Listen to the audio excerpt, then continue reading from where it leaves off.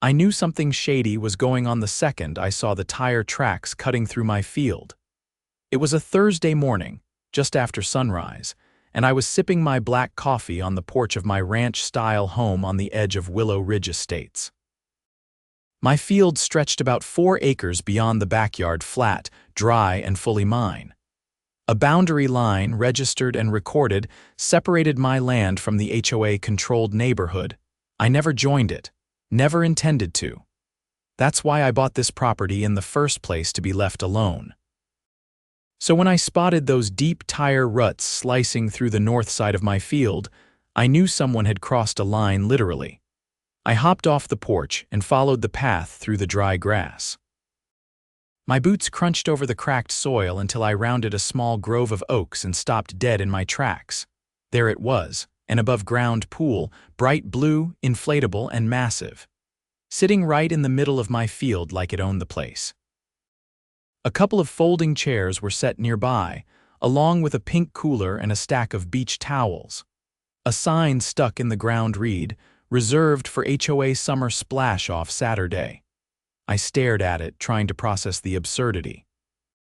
That was when I heard the unmistakable voice of Helen Napier, the HOA president of Willow Ridge Estates, before I even saw her. "Oh, good, you found it," she called out, waddling around the side of the pool in a wide-brimmed sun hat and oversized sunglasses. She was in her late 50s, with a permanent scowl and the kind of voice that could sour milk. "What is this?" I asked, my tone flat. "It's the HOA's seasonal pool," she said, like it was the most obvious thing in the world. "We had a little zoning confusion. But don't worry, it's just temporary." I blinked. "This is my land." She waved her hand dismissively. "Well, it's not like you're using it, and technically the boundary lines are under review. I submitted a variance request to the county. So it's not officially yours until that's resolved." I took a step closer. "Helen, I've owned this property for 16 years. The deed is clear. There's no review." She gave me a tight-lipped smile. "We'll see what the county says. In the meantime, the kids need somewhere to swim." That was when I noticed the extension cord snaking across the grass, plugged into one of my outdoor outlets. She'd powered her little HOA pool party with my electricity. I clenched my jaw. "You tapped into my power." "Well, the community center's generator is down, and I figured you wouldn't mind. You've got such a big property, it's not like we're hurting anything." I stared at her, stunned. "You broke onto my land, stole my electricity, and set up a pool for an HOA I'm not even a part of." She crossed her arms. "It's for the children, Jackson. I assumed you'd be a team player." "I was not a team player, at least not on this team. I'm giving you until tonight to move it," I said. "Or I start making calls."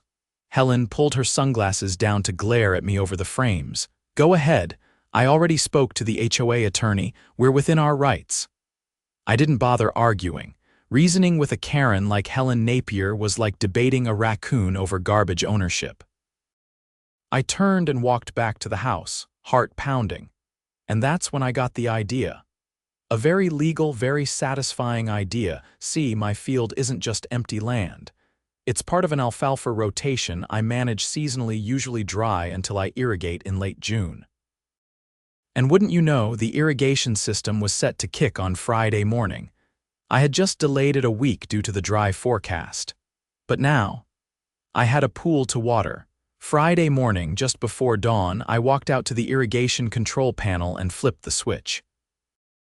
With a satisfying click, the pipes groaned to life. 3 minutes later, the sprinklers erupted from the soil like geysers, blasting water in every direction. The pool, sitting in a low spot in the field, was perfectly centered between 4 of the biggest heads. By 7 a.m., the water running off the field was brown, full of dirt and fertilizer from the last treatment. The bottom of that pristine blue pool turned an ugly shade of sludge.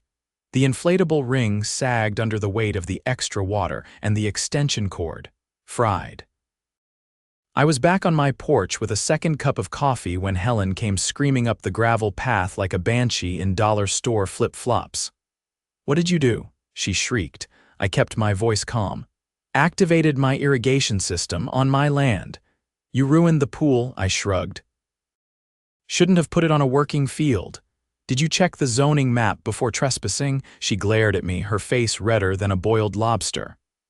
This is not the end of it, Jackson Hill. I hope not, I said, because I've got a lot of cameras pointed at that pool. And I'd love to let the sheriff take a look at them. She stormed off, and I waited. I knew Helen. She wasn't going to back down, but neither was I. And I had more than just irrigation on my side. I had paperwork, witnesses, and a very annoyed neighbor who just happened to be the county zoning inspector. Helen had started a war, and I was just getting warmed up. By Saturday morning, the remains of the inflatable pool lay half-deflated and lopsided in the middle of the field, looking like a giant blue jellyfish that had lost the will to live. The stack of beach towels was still there, soaked and streaked with dirt, abandoned like the aftermath of a failed festival. No one from the HOA had come to retrieve anything, not even the cooler. I figured Helen was licking her wounds, maybe calling her attorney again, whoever that was. I wasn't worried. I'd already begun assembling my own arsenal of facts. The deed was locked in a fireproof box in my study. The county's GIS land parcel map was bookmarked on my laptop.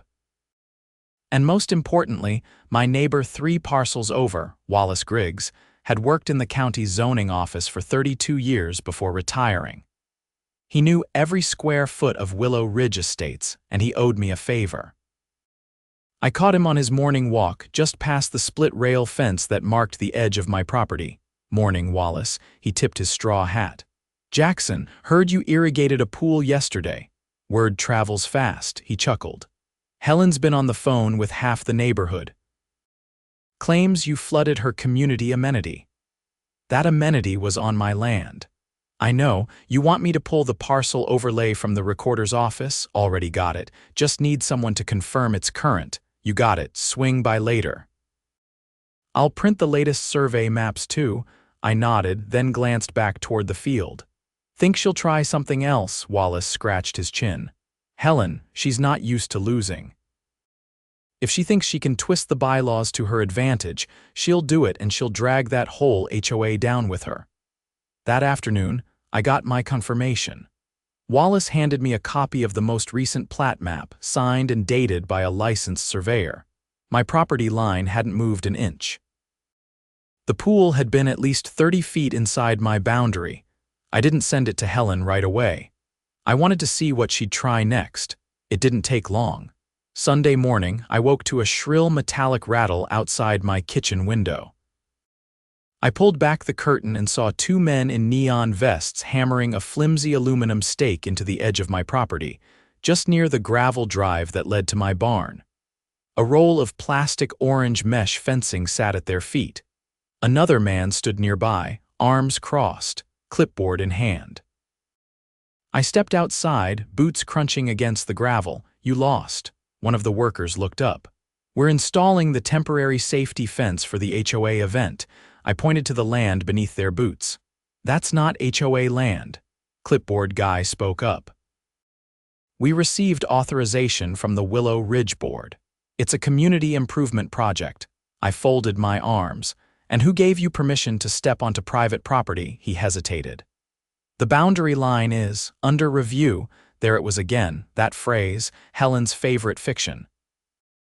"Pack it up," I said. "You've got 3 minutes before I call the sheriff." He opened his mouth, then shut it again. The workers looked at each other. They'd been down this road before. They didn't argue. The stakes came out, the mesh was rolled back up, and their truck sputtered away in a cloud of dust. That evening, I finally sent Helen an envelope. Inside was a copy of the survey map, Wallace's signed statement, and a formal cease and desist. I wasn't bluffing. I'd already contacted a property rights attorney in town, and he'd confirmed I had a solid case for trespassing and theft of utilities. I gave her 72 hours to respond. On Monday morning, I got my answer. I returned from the hardware store to find a letter duct taped to my mailbox. It was unofficial-looking HOA stationery with a gold foil logo in the corner. The language was absurd.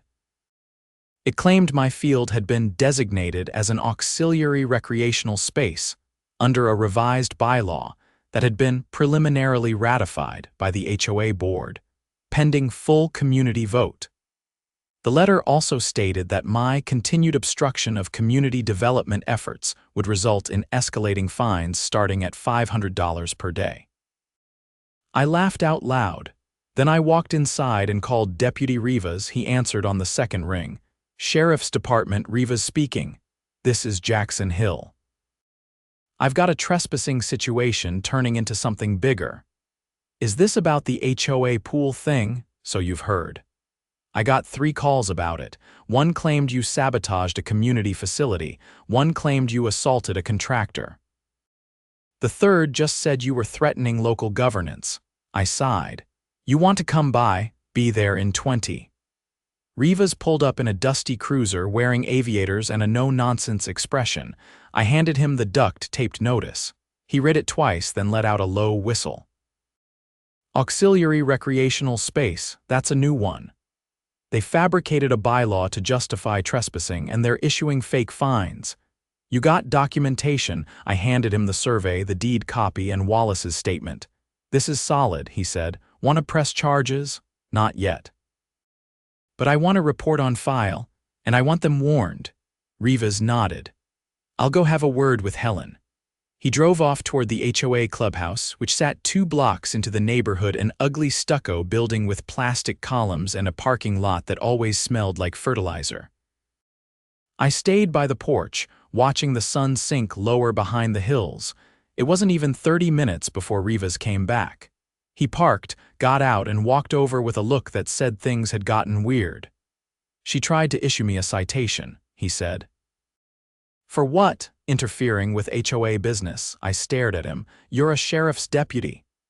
"She also said she'd be filing a formal complaint with the county, claimed you were endangering community cohesion."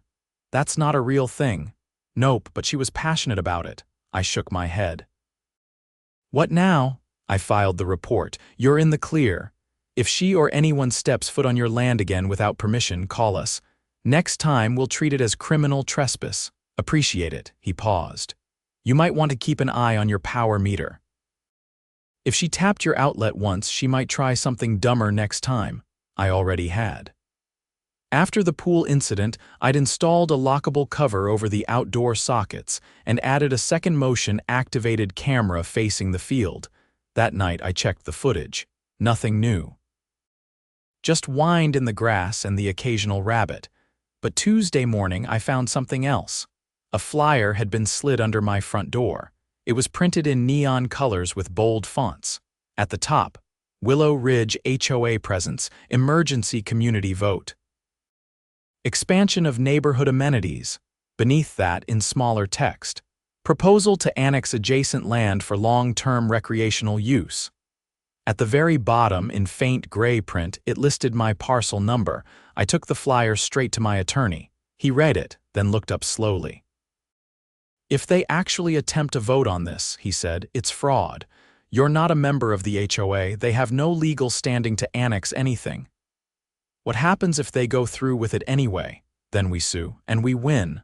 Loudly, I nodded. "Let's make it loud." Wednesday morning arrived with an unusual silence. The usual rustling of activity from the neighboring HOA streets was oddly absent. No lawn crews. No shrieking kids on scooters. No Helen Napier shouting into her Bluetooth earpiece while pacing her driveway. Something was brewing. I didn't plan to wait for it to come to me. After pouring a mug of coffee, I drove into town and walked straight into the county clerk's office. The woman behind the desk, Janice, had been working that desk longer than I'd lived in Willow Ridge. She wore reading glasses on a chain and had a way of typing that sounded like she was punishing the keyboard. "I need a copy of any land use filings submitted by the Willow Ridge HOA in the past 10 days, I said. She adjusted her glasses and pulled up the records. Her eyebrows arched slightly. "Well, that's interesting," she said. "There's a petition here for temporary recreational easement across parcel 37B. That's mine," I figured, filed by a Helen Napier, accompanied by a community need justification form. Claim the land is currently unutilized and part of a shared natural landscape corridor. My jaw clenched. Who approved it? No one, Janice said. It's pending, but here's the kicker: she attached a forged letter of support. She turned the monitor toward me. There, in digital black and white, was a scanned letter supposedly signed by me. It stated that I welcomed the HOA's use of my field for community events and would not contest temporary use zones. That's a fake, I said immediately. Janice didn't blink. Thought so. The signature doesn't match your last filing. Plus, the date stamp says April 29th, but the notary seal is from May 3rd. I took a photo of the screen with my phone. Can I get a certified copy of that? You got it. I'm flagging this too. This is beyond a zoning issue now. I left the clerk's office and drove straight to the sheriff's department.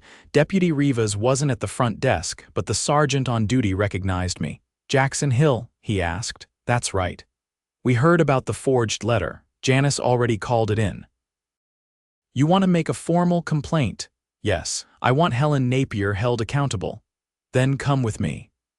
I spent the next hour filling out an affidavit, attaching the photo of the forged document and handing over a copy of my actual signature records.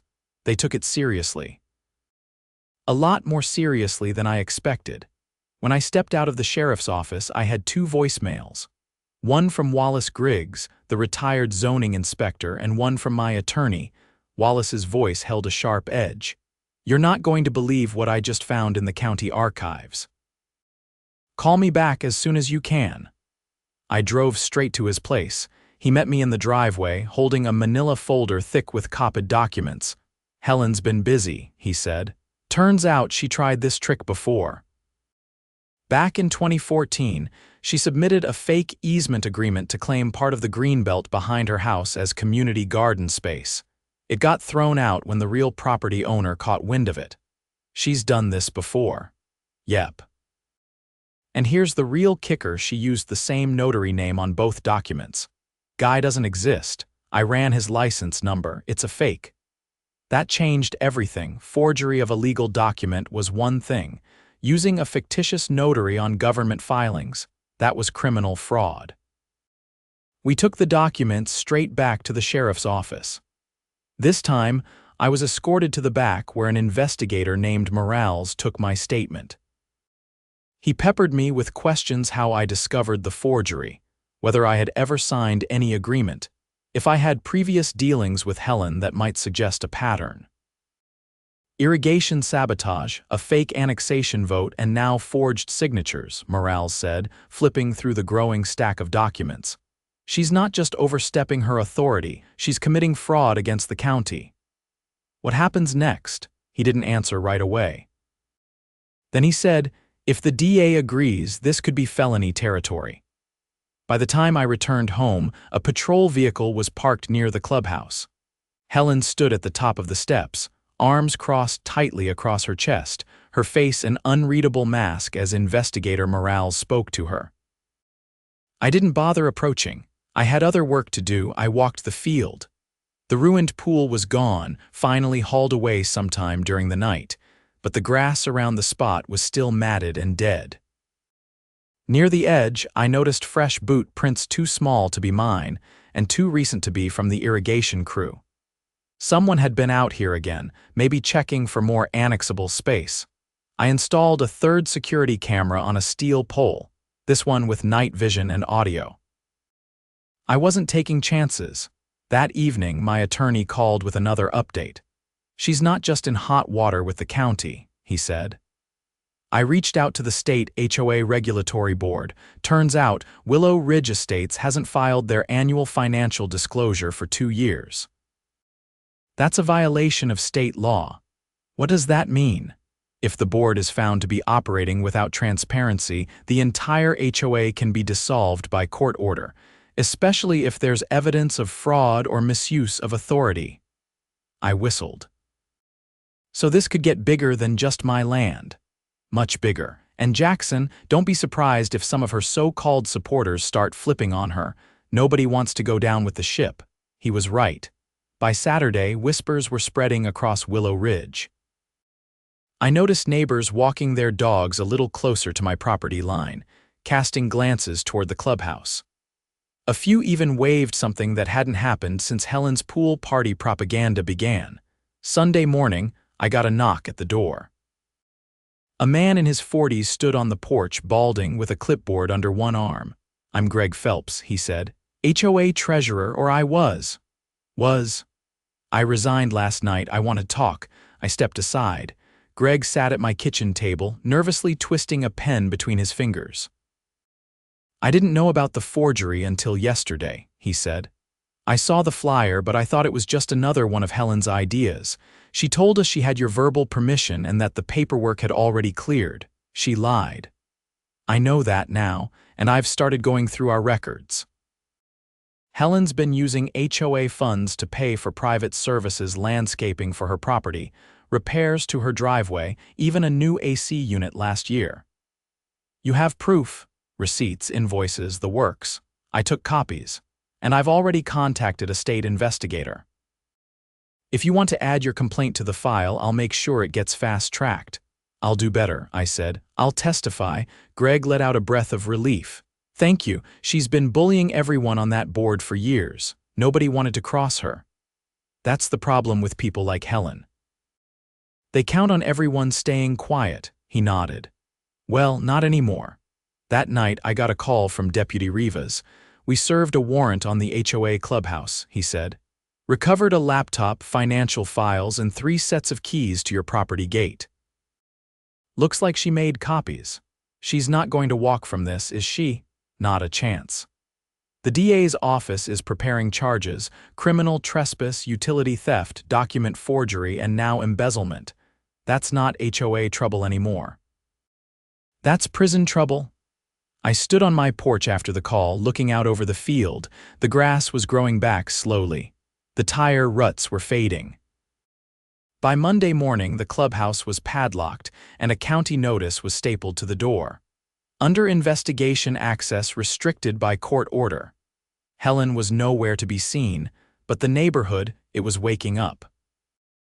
A group of residents gathered near the entrance sign, pulling down old flyers and replacing them with notices for an emergency reorganization meeting, this time without Helen and me.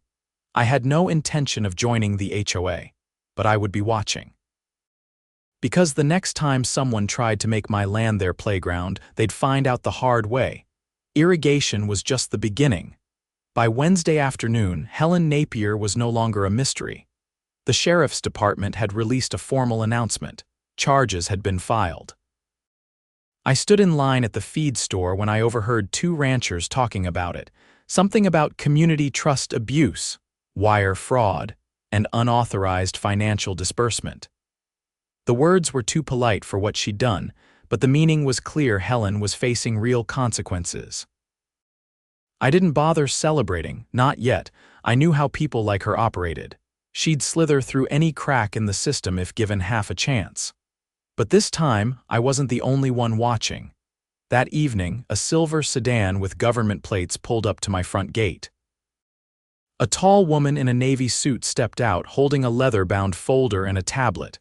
"You Jackson Hill?" she asked. "I am. Danielle Vega, Assistant District Attorney for the county. Mind if I come in?" I opened the gate and walked her up the gravel path to the porch. "You're not here to deliver bad news, are you?" I asked, half joking. "Not unless you count testifying against a corrupt HOA president as bad news." She sat on the porch bench and opened the folder. "We're preparing for a preliminary hearing. The charges are stacking. Fraud, falsification of public documents, misappropriation of community funds, illegal surveillance." Turns out she had hidden microphones in the HOA clubhouse. What was she recording? Board meetings, private conversations, possibly even resident complaints. "The tech team's still going through the files, but that's not why I'm here." I raised an eyebrow. "She filed a countersuit yesterday, claims you tampered with community property and endangered residents by flooding a designated recreation zone." I blinked. "You're kidding." "I wish." "It's a stall tactic. Legally, it doesn't hold water, pun unintended, but we still have to respond. I need you on record with your documents, your footage, and any corroboration you've got." "I already gave most of that to the sheriff." Viga nodded. "We've got it, but direct statements carry weight, particularly from a non-HOA resident. Her defense is pushing the narrative that you were retaliating for being excluded from neighborhood activities." I snorted. "Exclusion was the whole reason I bought this land." "Exactly. That's why your testimony matters." We spent the next hour going through everything. I handed her the footage from my third camera, the one that caught Helen walking across my field 2 nights after the irrigation incident, clipboard in hand, muttering to herself. I showed her the time-stamped footage of the power outlet being tapped again, this time at 2 in the morning, with a flashlight and a tangle of extension cords trailing into the dark. "She was planning another setup," I said. "Probably wanted to catch me on video reacting so she could twist it." "She underestimated how boring you are," Viga said dryly, "and I mean that in the best way." When she left, I finally allowed myself a moment to breathe, not relax exactly, but breathe. Things were moving. Real, official, legal things, and Helen was losing control of all of them. The next day, a convoy of unmarked county vehicles rolled into Willow Ridge. I didn't need to ask what they were doing. The clubhouse was being cleared out, records boxed up, computers bagged and tagged. A county official with a clipboard stood by the parking lot, directing movers and barking into a walkie-talkie. By Friday, a temporary sign had been posted on the HOA bulletin board at the entrance. "Community oversight in progress. Resident meeting postponed until further notice." I heard later that several board members had offered to cooperate in exchange for immunity, Greg Phelps included. The moment the clubhouse was locked down, he'd handed over a flash drive with years of financial statements.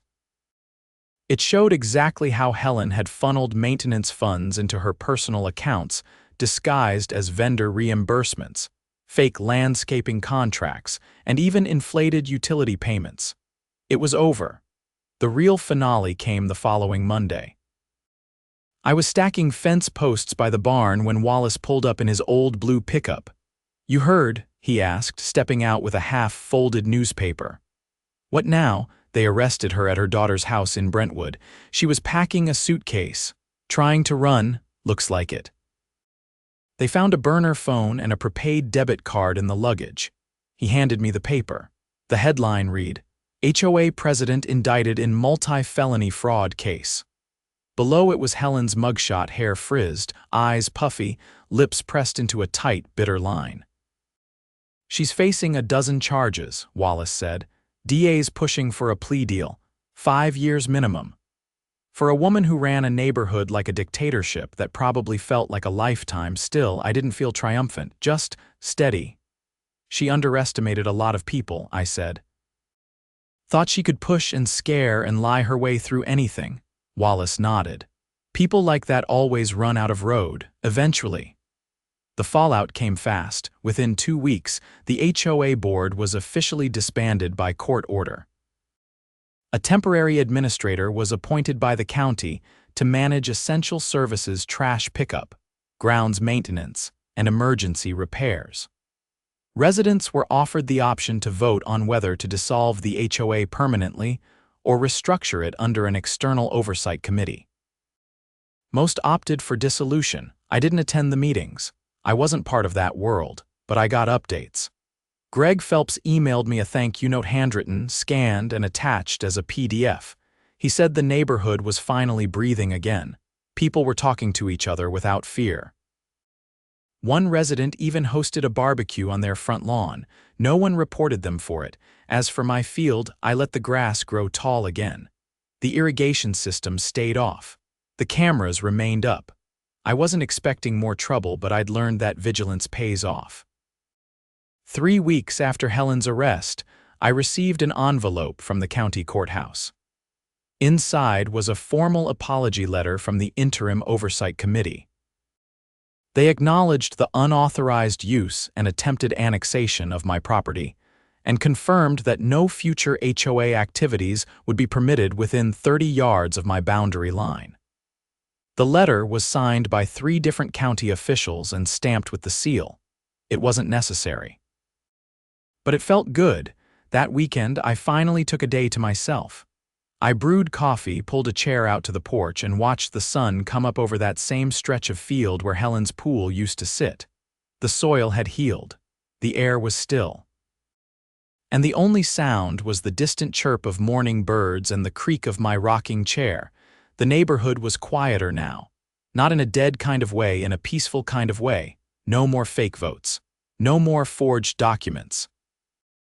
No more signs taped to my mailbox or strangers hammering stakes into my land. Just space. Mine. I never asked for a war, never wanted to make headlines or turn a community inside out. But when someone tries to steal from you your land, your voice, your power, you don't sit quietly and hope they stop. You stand up, you document everything, and you let the truth do the talking. And sometimes the truth brings sprinklers.